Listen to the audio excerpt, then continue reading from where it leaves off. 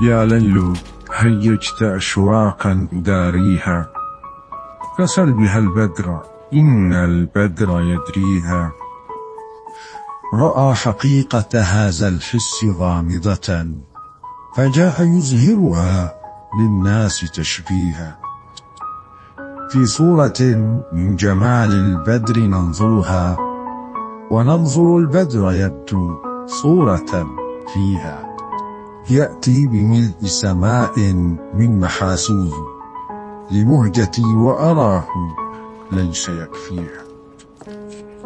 وراحة القلب تأتي في أشعته، تبغي على الأرض من في الأرض يبغيها. وكم رسائل تلقيها السماء بها للعاشقين، فيأتيهم ويلقيها. يقول للعاشق المهجور مبتسما: خذني خيالا أتى ممن تسميها. وللذي أبعدته في مطارجها يد النوى أنا من عينيك أدنيها. وللذي مضه يأس الهوى فسلا انظر إلي واترك تمنيها.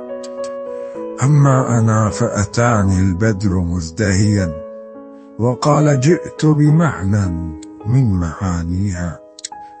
فقلت من خدها أم من لواحظها، أم من تذللها أم من تأبيها، أم من معاطفها أم من عواطفها، أم من مراشفها أم من مجانيها، أم من تفترها أم من تكسرها، أم من تلفتها أم من تسنيها.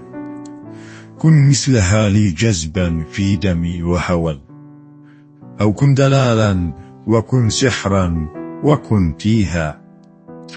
فقال وهو حزين: ما استطعت سوى أني خطفت ابتساما لاح من فيها.